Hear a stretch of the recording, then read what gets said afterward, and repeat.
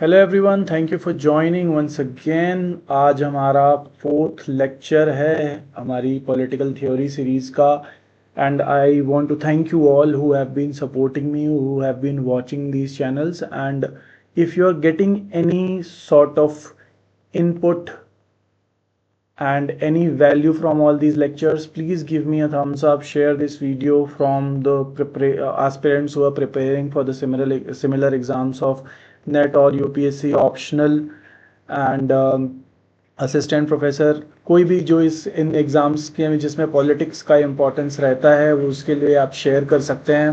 काफ़ी मेहनत जाती है पीपीटीज़ को बनाने में, सब्जेक्ट को रिसर्च करने में, और तब जा कर के एक लेक्चर रेडी होता है।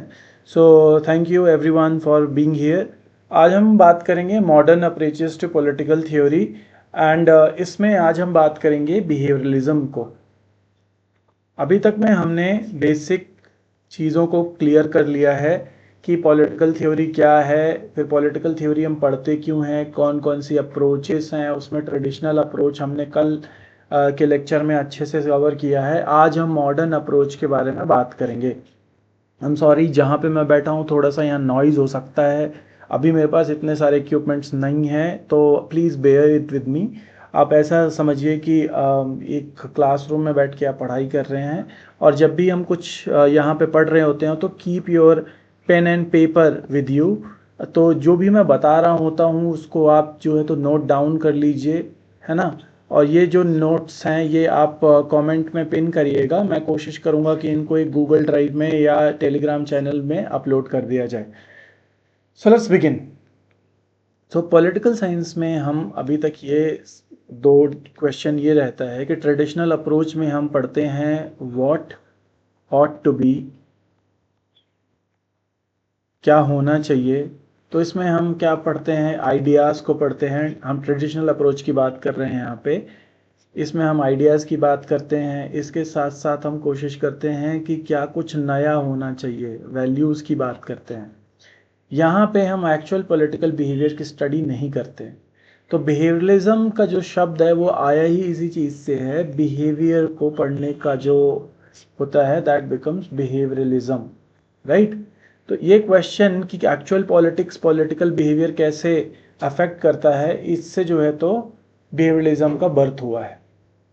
देखिए, ट्रेडिशनल पॉलिटिकल थ्योरी हमने पहले भी देख चुके हैं कि बहुत ज़्यादा फिलोसॉफिकल है ना। तो ग्राउंड पे नहीं है, बड़ी किताबी बातें हो जाती हैं।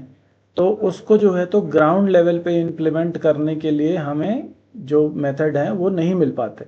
बहुत ज़्यादा लीगलिस्टिक होता है, रूल्स में बताता है कि ये रूल है, ऐसा है वैसा है, लेकिन एक्चुअली में उसका इम्प्लीमेंटेशन क्या है, people how do behave, how is your behaviour when you have certain rules around you.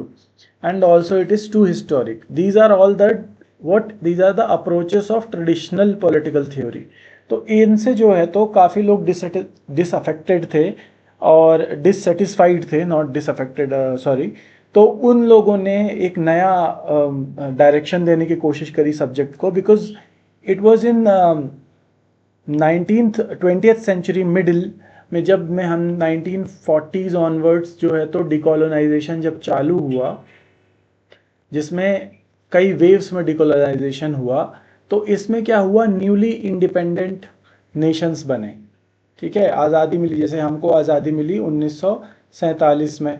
ठीक है, इस उसके बाद फिर बर्मा को आज़ादी मिली, श्रीलंका, सिलोन जिसको बोलते थे, उसको आज़ादी मिली। तो ये सारी कंट्रीज के उस समय पे किस चीज़ पे स्ट्रगल कर रहे थे कि क्या पॉलिटिकल सिस्टम होना चाहिए और इस पॉलिटिकल सिस्टम को स्टडी कैसे करें। और इसके लिए जो ट्रेडिशनल अप्रोच थे ये जो है तो प्रॉपर काम नहीं कर रहे थे। There were many social movements, right. और दुनिया थी वो दो पार्ट्स में बटी हुई थी। किस पार्ट के, इसको क्या बोलते हैं, कोल्ड वॉर। तो कोल्ड वॉर में either you are part of USA led capitalist system or you are a part of USSR led communist system, right। तो this was the condition। तो इस कंडीशन में इमरजेंस हुआ किसका, बिहेवियरलिज्म का। यही टाइमलाइन मैंने अभी आपको समझाने की कोशिश करी है कि टिल 19th सेंचुरी आप देखते हैं कि बहुत ज़्यादा कुछ हो नहीं रहा है। इस समय पे क्या हुआ, इंडस्ट्रियल रेवोल्यूशन, इंडस्ट्रियल रिवोल्यूशन हो गया तो लोगों का, और इसके पहले आप अगर फ्रेंच रेवोल्यूशन देख लीजिए, 1776 में यूएस में रेवोल्यूशन हुआ था, ठीक है, फ्रेंच रेवोल्यूशन हुआ। इसके बाद 1919 में हम देखते हैं यूएसएसआर बना, रशियन रेवोल्यूशन हुआ। तो ये सब कुछ कैलमिनेट होकर के बाद में हम देखते हैं कि वर्ल्ड वॉर वन हुआ, इसके बाद वर्ल्ड वॉर सेकेंड हुआ। वर्ल्ड वॉर सेकेंड के बाद जो ट्रेडिशनल पावर्स थी, जैसे कि यूरोपियन पावर्स ले लीजिए, इसमें फ्रेंच हो गए, ब्रिट्स हो गए, ब्रिटिश या डच हो गए, इन्होंने क्या किया, अपनी कॉलोनीज को छोड़ना चालू कर दिया।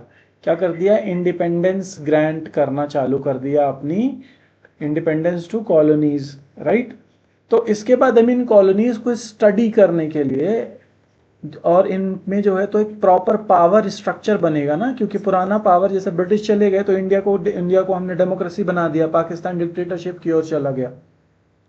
तो इसके लिए जो है तो ये जो ट्रेडिशनल पॉलिटिकल थ्योरी थी ये इनफ नहीं थी, इसलिए हमने एक नया कॉन्सेप्ट आया बिहेवियरलिज्म का, साइंटिफिक स्टडी। चलिए, तो बिहेवियरलिज्म में हम क्या देखते हैं, हम एम्पिरिकल मतलब डेटा रिलेटेड, वो चीज़ जो हम अपनी आंखों से, अपने सेंसेस से एक्सपीरियंस करते हैं। साइंटिफिक मतलब हम कॉज एंड इफेक्ट की बात करते हैं, ठीक है। वैल्यू न्यूट्रल, जब आप वैल्यू न्यूट्रल होते हैं तो सिर्फ आप डेटा पे बात करते हैं, ना कि वैल्यूज की बात करते हैं। Justice is not data, right.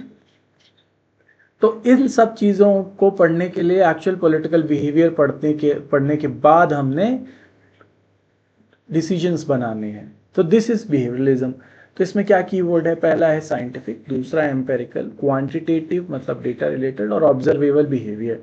Observation से हम क्या करते हैं, डेटा कलेक्ट करते हैं, उस डेटा पे हम पैटर्न ढूंढते हैं, पैटर्न ढूंढने के बाद हम थ्योरीज प्रेडिक्ट करते हैं, और उन थ्योरीज को हम फिर टेस्ट करने की कोशिश करते हैं, राइट।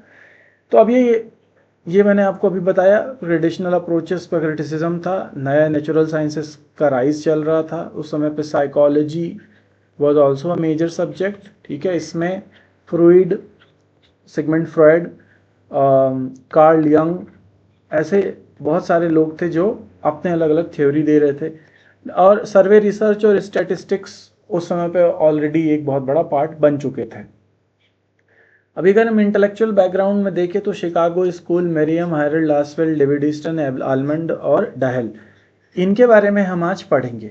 सो अब हमारी नेक्स्ट स्लाइड्स में हम पढ़ेंगे कि इनमें से किसने कैसे कंट्रीब्यूट किया। सबसे पहले हम देखेंगे चार्ल्स मेरियम के बारे में। तो अमेरिकन पॉलिटिकल साइंटिस्ट थे, 1874 से 1953 तक ये रहे, ठीक है। इन्होंने पूरा जो पॉलिटिकल थ्योरी थी उसको ट्रांसफॉर्म किया, कहाँ पे, एक एम्पेरिकल पॉलिसी ओरिएंटेड डिसिप्लिन, ठीक है। और इनको क्या बोला जाता है, founder of behavioural approach in political science. कभी भी अगर सवाल आता है कि who is the father of behavioural approach in political science, आपको क्या आंसर टिक करना है, चार्ल्स ई मेरियम, राइट। मेरियम की थ्योरीज अगर आप देखें तो इनकी पहली थ्योरी जैसे है एम्पिरिकल पॉलिटिकल थ्योरी। हमेशा इन्होंने क्या कहा कि हमें ऑब्जर्वेशन, मेजरमेंट और रिसर्च पे फोकस करना है, rather than abstract speculation. Abstract speculation में क्या है कि आप ख्याली पुलाव की बात करते हैं, आप एब्स्ट्रैक्ट, वो जिसका रियलिटी से ज़्यादा लेना देना नहीं है। तो ये किसकी बात करते हैं, ये बात करते हैं कि पहले आप फिनोमिना को ऑब्जर्व करिए, उसको मेजर करिए, इसके बाद रिसर्च करिए। दूसरा क्या है कि ये बोलते हैं कि एक्चुअल पॉलिटिकल बिहेवियर को देखिए, वोट कैसे करती है, पब्लिक का ओपिनियन क्या है, पार्टी की एक्टिविटी क्या है। ये सोर्सेस हैं जहाँ से ये लिए गए हैं, तो इसको आप छोड़ दीजिएगा। ये बिहेवियरल अप्रोच की बात करते हैं। ठीक, प्रोग्रेसिव पॉलिटिकल साइंस, तो मतलब ये यकीन करते थे कि जो पॉलिटिकल साइंस है वो रिसर्च एंड रिफॉर्म से एक्चुअल पॉलिटिकल प्रॉब्लम्स को सॉर्ट करे, राइट। फिर है इंटरडिसिप्लिनरी पॉलिटिक्स। तो इसमें ये क्या बोलते हैं कि आइडियाज सिर्फ ऐसे कंपार्टमेंटलाइजेशन नहीं होना चाहिए कि ये सब्जेक्ट इसमें, ये साइकोलॉजी है, ये ज्योग्राफी है, तो ये कहते हैं कि सब एक है, ठीक है। और इनको पढ़ने के साथ साथ, इंक्लूड करने के साथ, जैसे साइकोलॉजी हो गया, सोशियोलॉजी हो गया और सोशल साइंस, तो इसके बाद पॉलिटिक्स को हम और भी साइंटिफिक बना सकेंगे। जैसे कि आपने अभी नाम सुना होगा, एक there something called a stream of geo politics. Geo politics में क्या है, जियोग्राफी कैसे इम्पैक्ट करती है पॉलिटिक्स को, ठीक है, उसके बारे में पढ़ते हैं। अब इसमें की कॉन्सेप्ट्स आप देखिए, तो पहला है पॉलिटिकल बिहेवियर, ठीक है। ये क्या बोलते हैं कि लोग एक्चुअली करते क्या हैं और ग्रुप्स क्या करते हैं पॉलिटिक्स में, वो जो कहते हैं वो नहीं, right, what they do, their actions, how do they behave. दूसरा इनका कॉन्सेप्ट क्या है, पॉलिटिकल पावर। तो ये कोशिश करते हैं समझने की कि पावर कैसे डिस्ट्रीब्यूट है, कौन एक्सरसाइज करता है और इसको मेंटेन कौन करता है, ठीक है। नेक्स्ट है पॉलिटिकल पार्टीज एंड इलेक्शन। तो ये क्या बात करते हैं कि हमें पार्टी सिस्टम को पढ़ना चाहिए। प्राइमरीज, जो वहाँ पे प्राइमरीज होती हैं, यूएस के थे तो यूएस में प्राइमरीज होती हैं, और जो वोट नहीं करते हैं उनके बारे में पढ़िए। फिर बात करते हैं सिविक ट्रेनिंग एंड सिटीजनशिप। तो इसमें ये क्या है कि सिटीजन्स को एजुकेट कैसे किया जाता है, ठीक है, और उनको डेमोक्रेटिक पार्टिसिपेशन के लिए कैसे तैयार किया जाता है, ये पढ़ना भी बहुत ज़रूरी है। फिर ये क्या बोलते हैं, पॉलिटिक्स क्या होना चाहिए, एक टूल होना चाहिए सोशल ट्रांसफॉर्मेशन का, समाज को बदलने का एक जरिया होना चाहिए। इनकी बुक्स आप देख लीजिएगा, ये बुक्स इनकी बहुत ज़रूरी हैं। In almost all net exams आजकल ये बुक्स पूछते हैं कि कौन सी बुक कब लिखी गई और कौन सी बुक किसके बाद लिखी गई। तो इनको क्रोनोलॉजिकली आप याद करिएगा, यहाँ पे ये क्रोनोलॉजिकली ही लिखी हुई हैं, तो ये बुक जरूर आप ध्यान पे रख लीजिएगा। और ये जो बाद में जैसे हम आंसर राइटिंग करते हैं कभी मेंस की, तो उसमें भी काम आती है कि आप इस पर कोट कर सकते हैं। नेक्स्ट है हमारे हैरोल्ड लासवेल। ये भी अमेरिका से थे, 1902 से 1978 तक रहे। ये येल यूनिवर्सिटी में प्रोफेसर ऑफ लॉ थे और ये अमेरिकन पॉलिटिकल साइंस एसोसिएशन के प्रेसिडेंट भी रहे हैं, American society of international law, और इनके भी ये प्रेसिडेंट रहे। इनका बड़ा ही फेमस कोट है जिससे हम पूरी पॉलिटिक्स को डिफाइन कर सकते हैं कि पॉलिटिक्स है क्या। तो इन्होंने बोलते हैं, पॉलिटिक्स इज हु, कौन, गेट्स व्हाट, किसको क्या मिलता है, कब मिलता है और कैसे मिलता है, ठीक है। So he talks about resources. Resources में power is also a resource, material resources are also material resources, right. So this is it. Excuse me.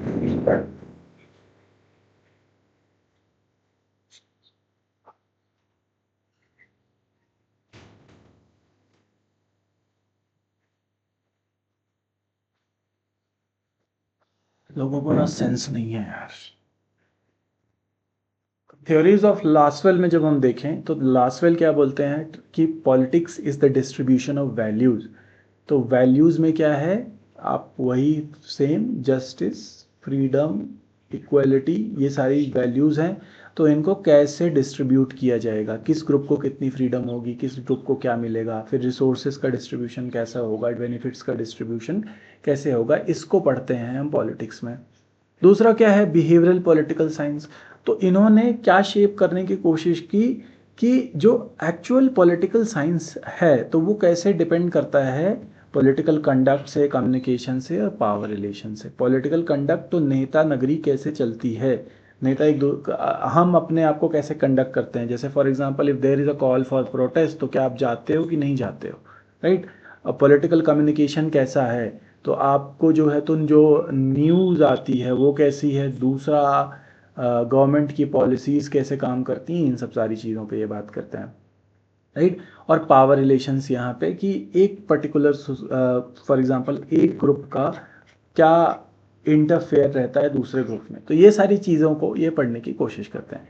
तीसरा है पॉलिसी साइंस। तो ये आर्ग्यू ये करते हैं कि पॉलिटिकल साइंस क्या होना चाहिए, प्रॉब्लम सॉल्विंग होना चाहिए, राइट। ये इसका ये काम नहीं होना चाहिए कि ये बता दो कि आप कि ये होना चाहिए। उसमें ये कह रहे हैं कि ये कैसे होना चाहिए, that dimension is very important. कि when you say there should be justice in society, a society should be just, तो how are you going to achieve this just society. Next है साइकोलॉजिकल अप्रोच टू पॉलिटिक्स। तो इन्होंने personality, insecurity, motivation, ये सब चीज़ों को, power seeking behaviour, इसको किस पे जोड़ दिया? पॉलिटिक्स पे जोड़ दिया, राइट। तो ये साइकोलॉजी को ऐड करते हैं पॉलिटिक्स से, ठीक है, कि there are certain people who are in power and how their personality, insecurity, motivation affects the how the policies are conducted, how the politics is conducted. इनके कॉन्सेप्ट्स आप देख लीजिएगा। ये पावर जो है तो इनका सेंट्रल कॉन्सेप्ट है, ठीक है, power is the central concept of Harry Lasswell. Values, ठीक है, एलीट रूल, ये क्या बोलते हैं कि ये इन्होंने फोकस किस पे किया कि एलिट्स पॉलिटिकल आउटकम को कैसे कंट्रोल करते हैं। Elites are those people who are always around the centres of power, centres of power, right. तो एलिट्स के ऊपर ये पढ़ते हैं। दूसरा, ये प्रोपोगेंडा की बात करते हैं और कम्युनिकेशन की। तो देखिए, communication and propaganda are one of the same and also different.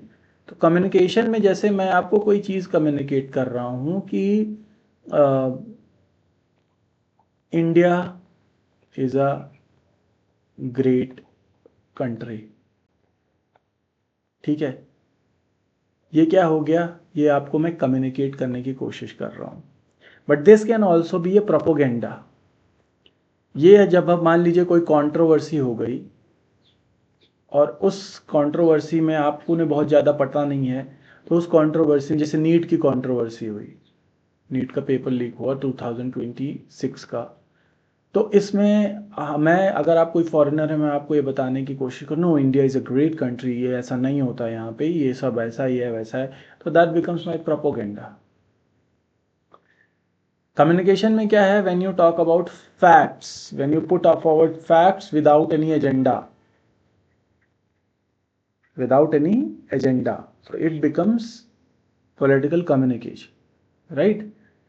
Next है कंटेंट एनालिसिस। तो ये क्या करते हैं? कम्युनिकेशन और प्रोपेगेंडा को, ये सब को, कंटेंट को एनालिसिस करने की ही बात करते हैं। नेक्स्ट है डिसीजन मेकिंग। तो इसमें क्या है कि ऑल्टरनेटिव्स को चूज करने की जो प्रोसेस है, दैट इज पॉलिटिक्स। तो अगर बोलते हैं ना, if not this leader then who, ठीक है, तो ऑल्टरनेटिव भी हैं और उनको जो है तो रिसोर्सेज को कहाँ एलोकेट करना है, ये स्टडी इनके हिसाब से। इनकी बुक्स हैं psychopathology and politics 1930, propaganda technique in world war 1935, ये वर्ल्ड वॉर 1 की ही बात कर रहे थे। Politics who gets what when and how, ये लासवेल की बुक है, ये बुक का टाइटल ही पूरा बता देता है।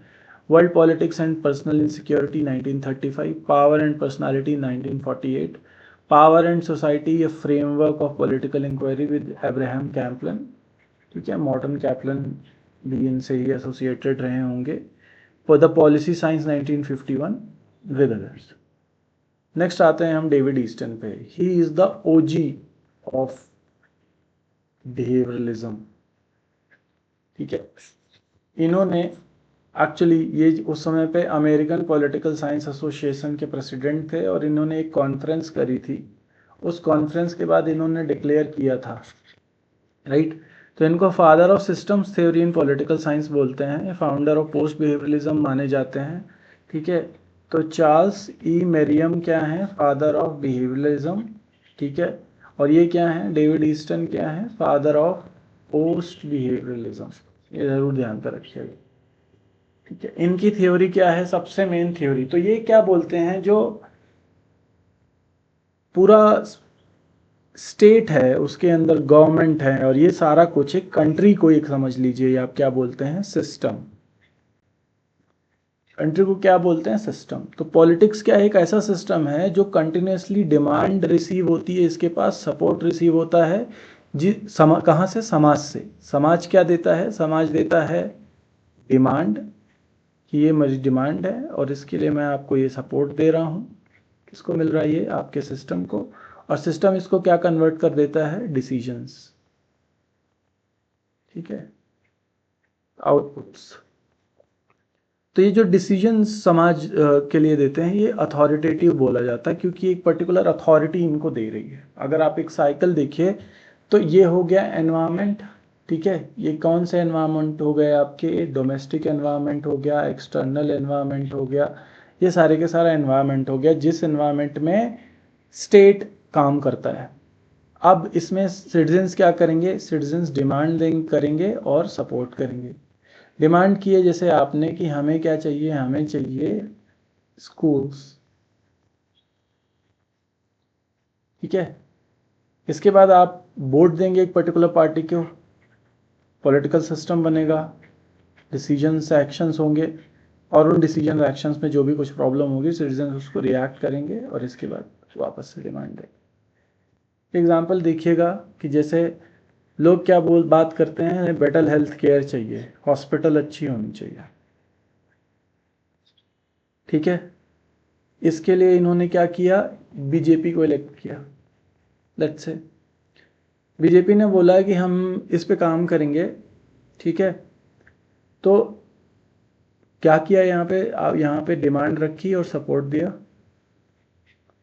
बीजेपी ने क्या बोला कि हम पॉलिसी फॉर्मुलेट करेंगे, PMJY प्रधानमंत्री जन आरोग्य योजना, आयुष्मान कार्ड बनाएंगे, आयुष्मान भारत बनाएंगे। अब ये पॉलिसी इंप्लीमेंट कर दी गई।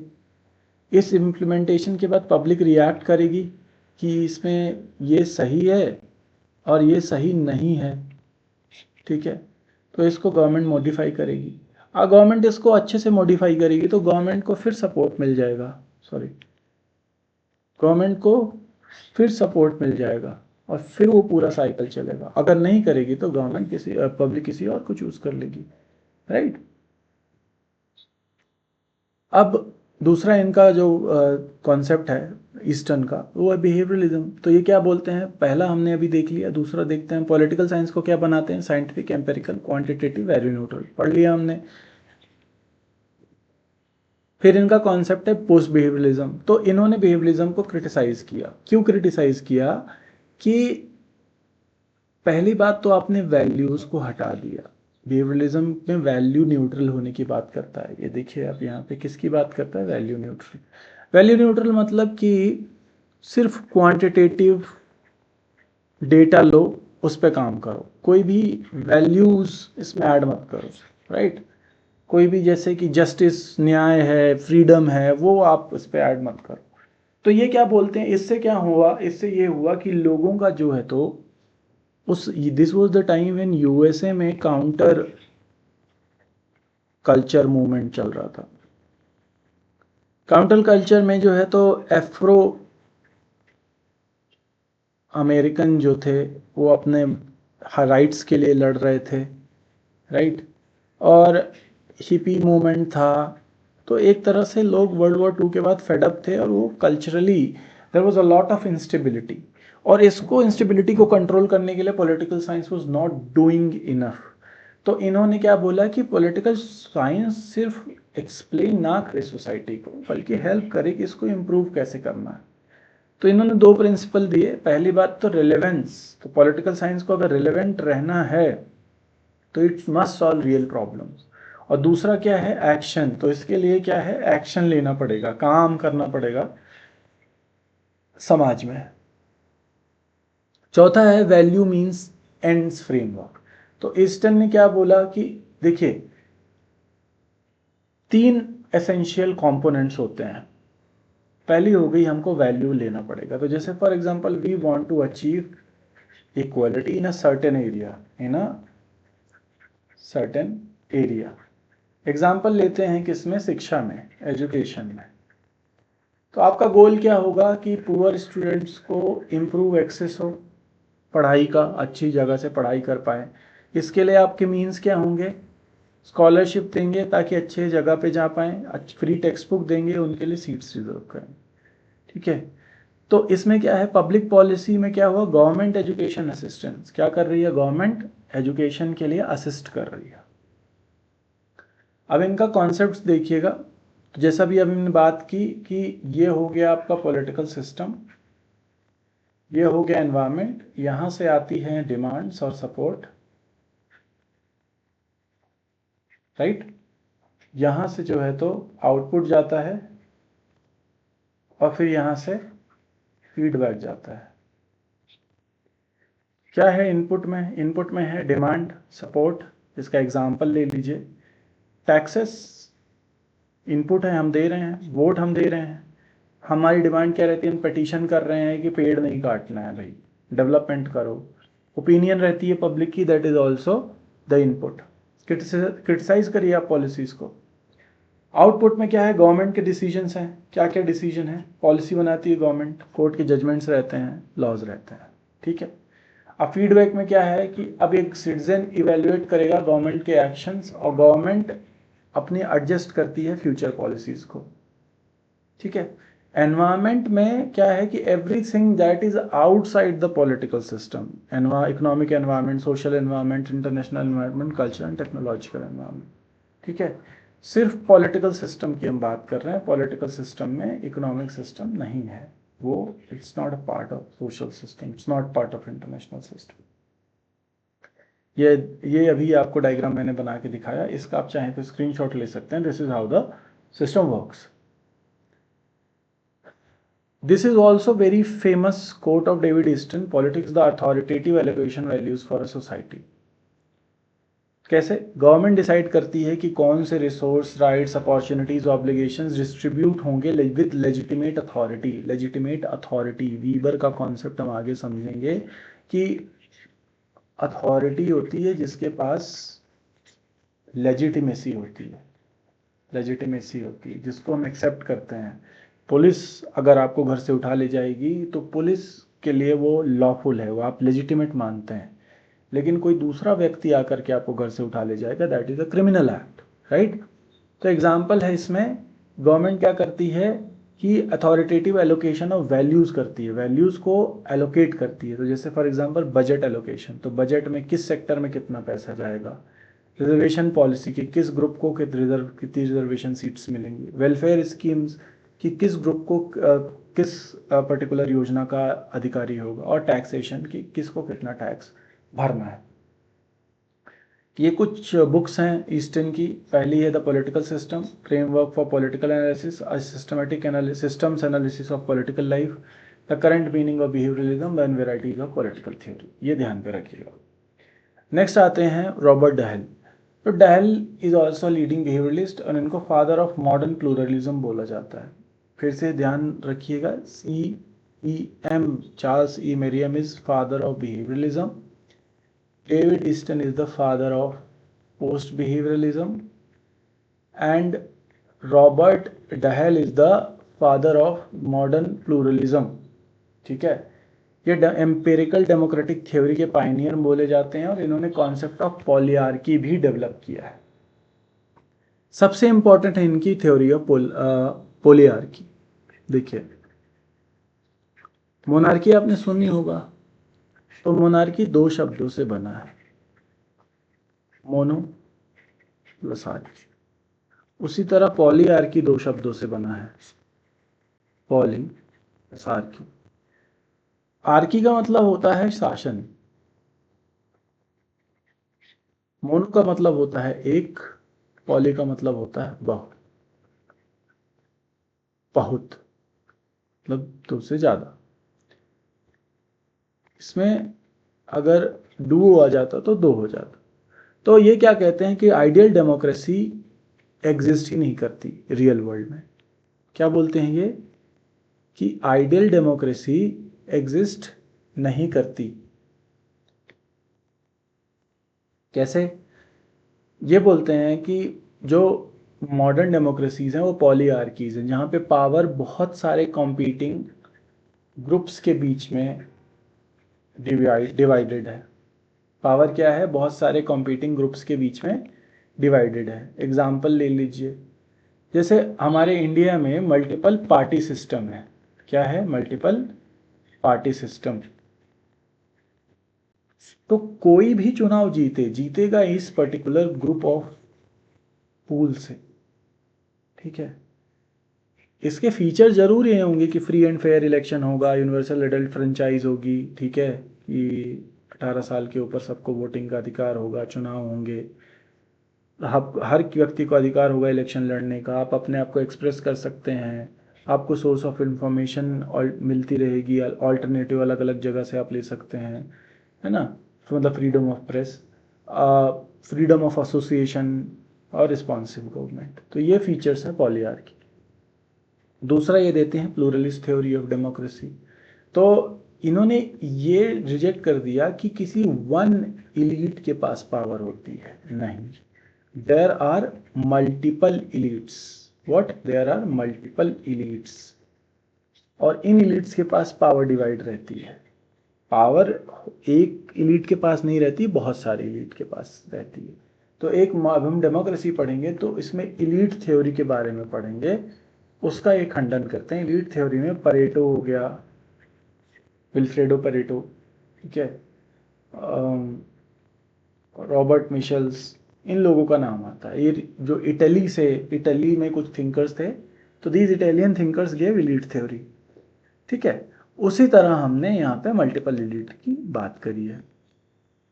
अब देखिए, अब इसमें क्या बोलते हैं कि पावर अलग अलग मल्टीपल कंपीटिंग ग्रुप्स के पास रहता है, जैसे political parties, trade union, business association, interest group, civil society organisation, ठीक है। आइडिया ये है कि एक सिंगल ग्रुप ऑफ इलीट नहीं कंट्रोल करता। अब इनके हिसाब से पावर को आप जरा समझ लीजिए। तो पावर ये बोलते हैं कि A has power over B to the extent that A can get B to do something that B would otherwise not do. सरल शब्दों में कि ए एक व्यक्ति है, वो उसकी बी के ऊपर पावर है।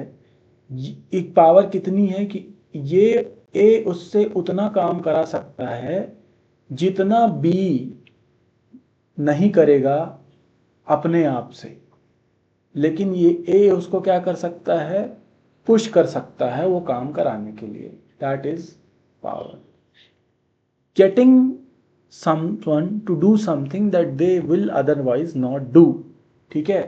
आप अपने दोस्त को कहते हैं कि भाई मेरा होमवर्क कर दे, ठीक है, आप उसे प्रेशर करते हैं। अगर वो आपका होमवर्क कर देता है तो you have power over that person, ना चाहते हुए भी काम करवा लेना, ठीक है। ये बहुत जल्दी ये आप जो बहुत ज़्यादा बार कोट की गई है, इस पर बहुत क्वेश्चंस आए हैं, तो इस स्टेटमेंट को आप ध्यान रखिएगा। फिर डिसीजन मेकिंग अप्रोच, तो ये बोलते हैं कि पावर को इस तरह से पढ़ना चाहिए कि हमें ऑब्जर्व करना है कि एक्चुअल पॉलिटिकल डिसीजंस कैसे लेते हैं। सिर्फ हमें इंस्टीट्यूशन कॉन्स्टिट्यूशन नहीं समझना है। जैसे कि हमें ये अज्यूम नहीं करना चाहिए कि पार्लियामेंट पावरफुल है। हमें ये वो करना चाहिए, अज्यूम करना चाहिए कि ये जो लेजिस्लेशन है, कानून है, उनको इन्फ्लुएंस कौन करता है। पार्लियामेंट है पावरफुल, नो डाउट, बट उसमें जो लॉज हैं उसके कौन बनाने के लिए उसको लॉबी करता है। जैसे यूएस में एक लॉबिंग सिस्टम है, तो उसमें क्या होता है, उसमें अपने फेवर के लिए लोग पैसे देते हैं, एमपीज को खरीदते हैं, वहाँ के जो कांग्रेसमैन होते हैं उनको, और सेनेटर्स को और कांग्रेसमैन को, और उनसे जो है तो वोट करने के लिए बोलते हैं कि आप इस लॉ को पास करने के लिए वोट कर लीजिए, उसको लॉबिंग बोलते हैं। तो इनका कॉन्सेप्ट है पोलियार्की, प्लूरलिज्म, पॉलिटिकल इक्वलिटी, कंटेस्टेशन, मतलब कॉन्टेस्ट करने का जो अधिकार है, और पार्टिसिपेशन, हर चीज़ में आप पार्टिसिपेट कर सकते हैं। ये इनकी बुक्स हैं, a preface to democratic theory, who governs, democracy and power in an American city, polyarchy, participation and opposition 1971, modern political analysis 1963, democracy and its critics 1989, on democracy 1990। Gabriel Almond, ये हमारे last thinker हैं इस series में।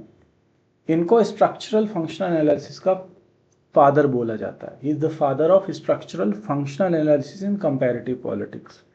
Comparative politics एक हमारे पास paper है जिसमें हम क्या करते हैं, उसमें हम कंपैरेटिव स्टडी करते हैं किसकी, डिफरेंट कॉन्स्टिट्यूशंस की।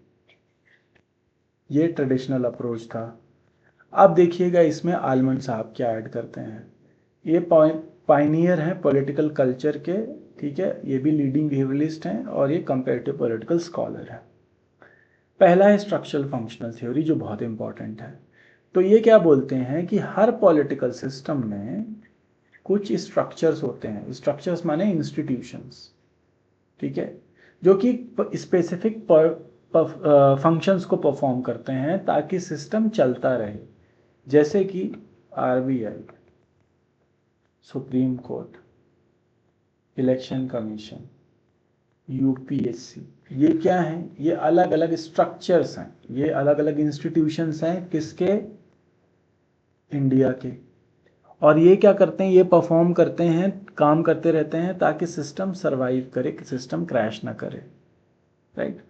इनका आइडिया ये है कि पॉलिटिकल सिस्टम अलग अलग हो सकते हैं, लेकिन जो स्ट्रक्चर्स हैं उनका फंक्शन सेम रहेगा, ठीक है? अब जैसे आरबीआई इंडिया में है, तो उसी तरह फेडरल रिजर्व कहाँ है? यूएसए में है। हमारे यहाँ हमारा सुप्रीम कोर्ट है, उनके यहाँ उनका सुप्रीम कोर्ट है। वहाँ पे फेडरल पब्लिक सर्विस कमीशन नाम की एक संस्था है, वहाँ पे इलेक्शन कमीशन अलग है, ठीक है? तो काम क्या है? काम वही है, सिस्टम अलग हो सकता है। एग्जाम्पल, नॉर्थ कोरिया बड़ा ही ड्रेडेड नेशन है, टोटलिटेरियन है, लेकिन वहाँ उनका खुद का एक सेंट्रल बैंक है, ठीक है? वहाँ के खुद उनकी एक एजेंसी है जो कि रिक्रूटमेंट करती है, और वहाँ पे जस्टिस के लिए भी कोर्ट्स हैं, राइट? जिनका काम वही है। दूसरा है पॉलिटिकल कल्चर थ्योरी। तो ये क्या बोलते हैं कि एटीट्यूड्स, बिलीव्स, वैल्यूज, ओरिएंटेशन, समाज में हर एक व्यक्ति का एटीट्यूड एक जैसा नहीं होगा, बिलीफ एक जैसा नहीं होगा, वैल्यू एक जैसी नहीं होगी, ओरिएंटेशन एक जैसा नहीं होगा। और ये सारा का सारा कुछ जब हम पॉलिटिक्स से ऐड करते हैं तो वो क्या बन जाता है? Political culture. इसका बहुत बड़ा एग्जाम्पल है कि डेमोक्रेटिक कल्चर बहुत अलग है। आपने देखा होगा कि समाज में कुछ लोग ऐसे हैं कि जो फासिज्म का भी सपोर्ट करते हैं, कुछ लोग ऐसे हैं जो टोटलिटेरियन का भी सपोर्ट करते हैं, कुछ ऐसे हैं जो कम्युनिस्टों का भी सपोर्ट करते हैं। तो ये क्या है? ये है पॉलिटिकल कल्चर का पार्ट। तो जिन कंट्रीज में, फॉर एग्जांपल अफगानिस्तान में, यूएस क्या बनाना चाहता था? अफगानिस्तान को एक डेमोक्रेटिक नेशन बनाना चाहता था, लेकिन वहाँ की जो कल्चर है वो है नहीं, वो बड़ी कंजर्वेटिव टाइप का एटीट्यूड है सोसाइटी का। तो Afghanistan couldn't become a democratic society and hence America has to leave, and they spend more than 2.5 trillion dollars वहाँ पे, है ना? तो पॉलिटिकल कल्चर क्या है आपका? Oh patterns of orientation toward political action among member of a political system. अब इसमें तीन तरह के पॉलिटिकल सिस्टम की बात करते हैं एलमंड। तो गैब्रियल एलमंड तीन तरीके के पॉलिटिकल सिस्टम की बात करते हैं। पहला हो गया पैरोकियल पॉलिटिकल सिस्टम, जिसमें लिटिल अवेयरनेस ऑफ पॉलिटिक्स, जिसमें पॉलिटिक्स की कोई अवेयरनेस नहीं है, गवर्नमेंट से कोई एक्सपेक्टेशन नहीं है। और ये कहाँ मिलता है? ट्रेडिशनल ट्राइबल सोसाइटीज़ में, ठीक है? जैसे remote tribal communities of Andaman example ले लो आप, उनको कोई लेना देना नहीं राजनीति से, गवर्नमेंट से कोई मतलब नहीं रखते वो, और उनको जो है तो इंटरफेरेंस भी नहीं चाहिए। उनको क्या है? No interference.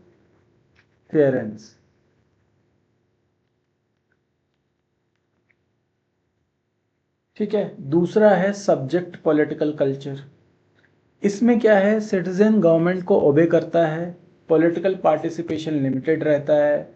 मतलब कि जैसे इंडिया का ले लो आप, इंडिया सब्जेक्ट पॉलिटिकल कल्चर में आप ऐड कर सकते हो। गवर्नमेंट को हम ओबे करते हैं, पॉलिटिकल पार्टिसिपेशन लिमिटेड है कि 5 साल में एक बार जा करके वोट कर दो, ठीक है ना? अथॉरिटी का हमको पता है, बट हम पैसिव हैं, हम ज़्यादा मतलब नहीं रखते, ठीक है? इसमें अथॉरिटेरियन स्टेट आते हैं, ब्यूरोक्रेटिक स्टेट आते हैं। तो इसमें अथॉरिटेरियन नहीं, बट इंडिया को हम एज अ ब्यूरोक्रेटिक स्टेट बोल सकते हैं, जहाँ लोगों को ज़्यादा फर्क नहीं पड़ता, उनका काम है वोट दे दो, सिस्टम चल रहा है चलने दो। नेक्स्ट होता है जो इनका तीसरा बेस्ट सिविल कल्चर है एलमंड का, ये है पार्टिसिपेंट पॉलिटिकल कल्चर। इसमें क्या बोलते हैं कि पॉलिटिकल अवेयरनेस बहुत ज़्यादा है लोगों में, लोग एक्टिवली वोट करते हैं और पॉलिटिकली पार्टिसिपेट करते हैं, सिविक एंगेजमेंट ज़्यादा है।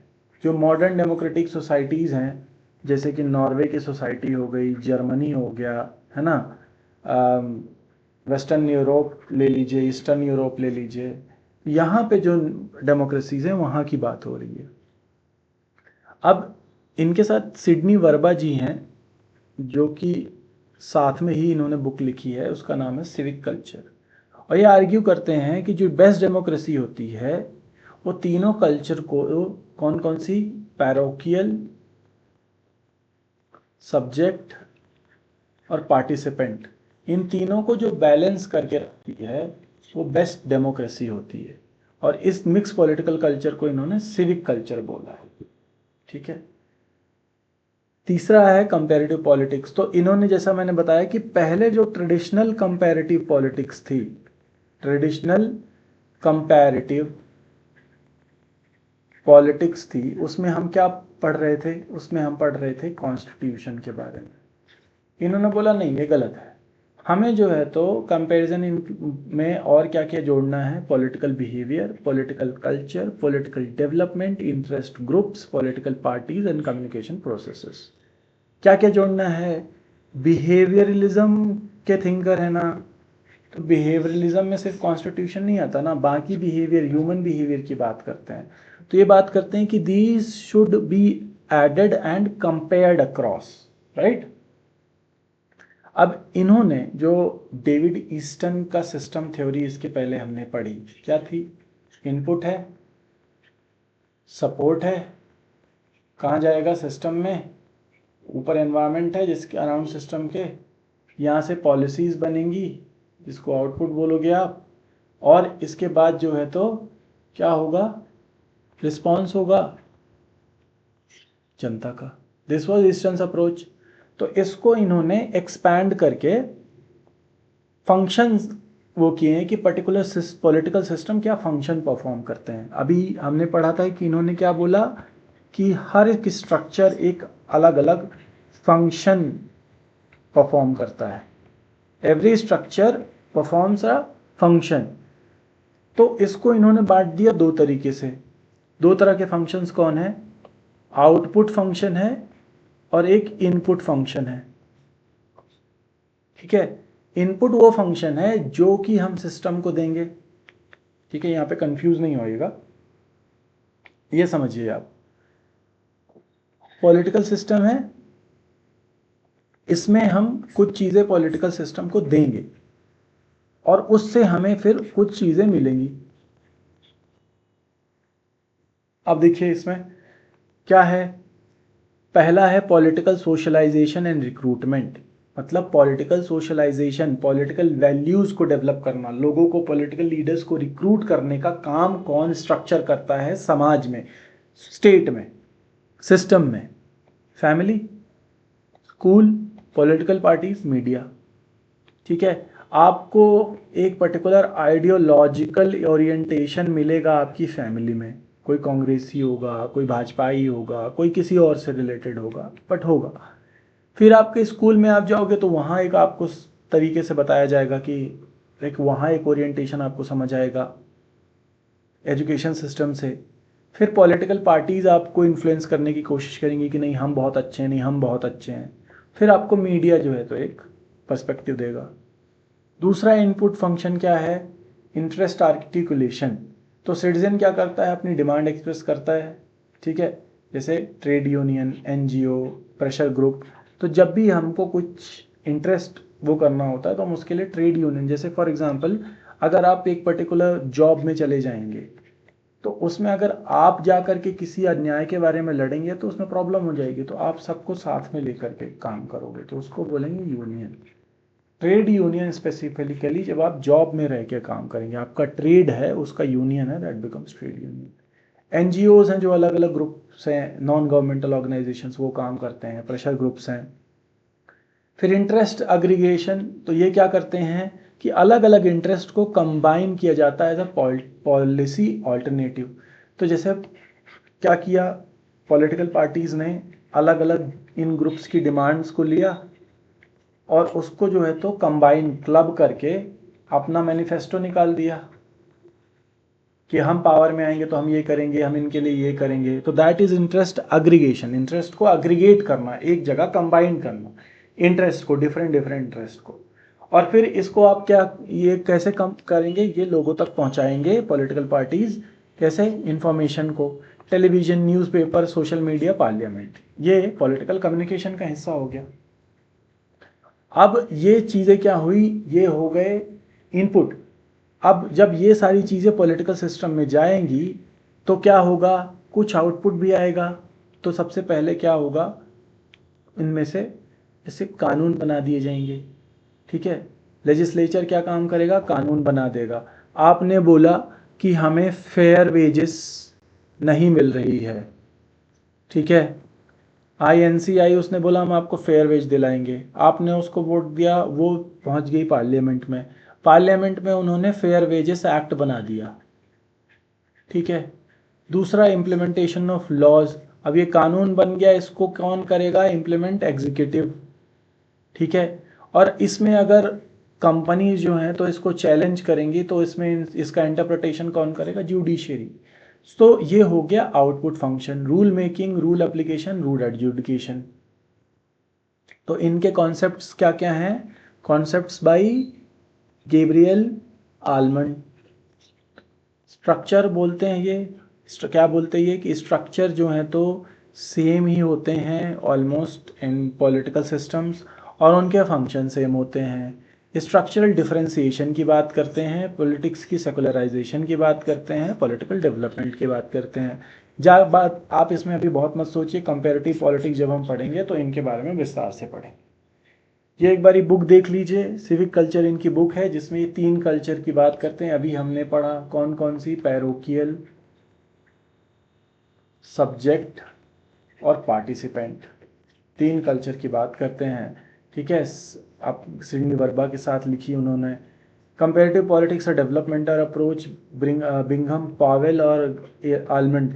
ये बुक बहुत चलती है। ठीक है, ये कंपेरेटिव पॉलिटिक्स टुडे या आपने ज़रूर देखी होगी अगर आपने मास्टर्स वगैरह किया हो या बैचलर्स आपका कंप्लीट होने वाला हो, and the politics of the developing areas. ये ध्यान में रखिएगा, इनकी books, these are very important books, और ये पूछते हैं एग्जाम में। एक बारी हम एक कंपैरेटिव टेबल देख लेते हैं। तो ईस्टर्न ने कौन सी थ्योरी दी, सिस्टम थ्योरी दी। इन्होंने कौन सी थ्योरी दी, स्ट्रक्चरल फंक्शनल थ्योरी दी। ये क्या बोलते हैं ईस्टर्न की, इनपुट, आउटपुट और फीडबैक। ये क्या बोलते हैं, इनपुट होता है पॉलिटिकल सिस्टम में, फिर इसके बाद उसका आउटपुट फंक्शन है। फोकस ऑन सिस्टम प्रोसेस, ये किस पे बात करते हैं, सिस्टम की प्रोसेस को फोकस करते हैं, और स्ट्रक्चर और उनके फंक्शन की प्रोसेस की बात करते हैं। इन्होंने क्या बोला ईस्टर्न ने, कि politics as the authoritative allocation of values. और ये क्या बोलते हैं कि कौन सा स्ट्रक्चर, कुछ कितने डिफरेंट तरह के स्ट्रक्चर्स होते हैं, लेकिन पॉलिटिकल फंक्शन उनके सिमिलर होते हैं, है ना। तो ये बिहेवियरलिज्म एंड पोस्ट बिहेवियरलिज्म के थिंकर हैं, ये comparative politics and comparative political culture के थिंकर हैं, राइट। अब एक बारी हम देख लेते हैं कि रिसर्च मेथोडोलॉजी कैसे काम करती है बिहेवियरलिज्म में। तो सबसे पहले आप ऑब्जर्वेशन करेंगे, ऑब्जर्वेशन करेंगे किसका, लेट्स सपोज एजुकेशन सिस्टम। तो ट्रेडिशनल अप्रोच क्या बोल देगा कि अच्छा होना चाहिए, बस। अब ये क्या बोलेंगे कि पहले आप देखिए कि अभी क्या चल रहा है, ऑब्जर्व करिए, फिर इसके बाद उसका एक हाइपोथेसिस लीजिए कि education system is working well. ये क्या हो जाएगी आपकी हाइपोथेसिस, जो आप मान के चल रहे हैं। फिर आप जाएंगे ग्राउंड लेवल पे, डेटा कलेक्ट करेंगे कि कितने टीचर्स हैं, क्या अटेंडेंस है, बहुत सारे डेटा कलेक्ट करेंगे, इसको आप एनालाइज करेंगे और इसके बाद समरी बनाएंगे। अगर आपका डेटा कहता है कि नहीं एजुकेशन सिस्टम अच्छा परफॉर्म कर रहा है तो सही है, और उससे आप ये भी समझ सकते हैं कि क्या प्रॉब्लम्स हैं, और इससे ये भी आ जाएगा कि maybe education system is not performing well. Methods हैं survey, interview, questionnaire, sampling, observation, statistics. ठीक है, एक बारी ट्रेडिशनल बिहेवियर अप्रोच यहाँ पे पॉज करके आप देख लीजिएगा, एंड कल हम बिहेवियरलिज्म, पोस्ट बिहेवियरलिज्म को एक बारी देखेंगे। And with this I would like to end my lecture, and I again want to ask you कि अगर आपको ये लेक्चर पसंद आ रहा हो, सीरीज पसंद आ रही हो, तो आप अच्छे से फ्री में प्रिपेयर करना चाहें तो please give me a subscribe, like this video and share, comment your doubts, and thank you.